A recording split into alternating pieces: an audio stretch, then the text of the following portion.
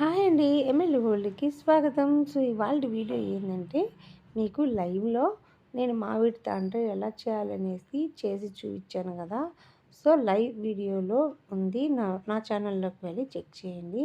So, 3 రోజుల తర్వాత మామిడి తాండ్ర ఎంత ఈజీగా ప్లేట్‌లో నుంచి తీయంగానే వచ్చేసింది గదా! సో, వాటిలంతా గూడా చిన్న చిన్న క్యూబ్స్ లాగా కట్ చేసుకొని, మనం ఒక ఎయిటెడ్ కంటైనర్‌లో స్టోరేజ్ చేసుకుంటే మనకి ఎన్ని రోజులైనా నిల్వ ఉంటుంది.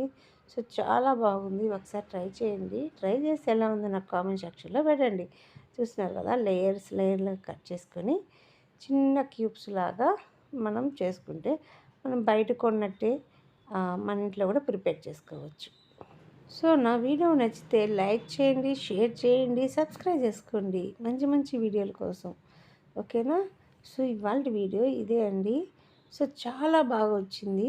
మనము బయట కొనుక్కునే వాటికన్నా సరే ఇంట్లో చేసుకుంటే ఇంకా టేస్ట్ బాగుందండి. సో, ఇప్పుడైతే మామిడి పండ్ల సీజన్ అయితే అయిపోవచ్చింది కదా! సో, ఎవరైనా సరే మామిడి పండులతో ఏమన్నా మంచి మంచి రెసిపీస్ చేసుకోవాలనుకుంటే ఖచ్చితంగా చేసేసుకోండి. సో, మళ్ళీ మనం 1 ఇయర్ వరకు వెయిట్ చేసుకోవాలి కదా!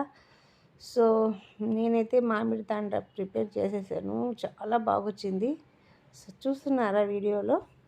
సో, ఎంత బాగుందంటే కొంచెం కారంగా, కొంచెం పుల్లంగా, కొంచెం తియ్యంగా చాలా అంటే చాలా బాగుంది. సో, నా వీడియో మీ అందరికి నచ్చిందని అనుకుంటున్నాను. నా వీడియోని లైక్ కొట్టండి, షేర్ చేయండి. కొత్త వాళ్ళు ఎవరైనా ఉంటే సబ్స్క్రైబ్ చేసుకోండి. ఇవాల్టి వీడియో ఇదే అండి.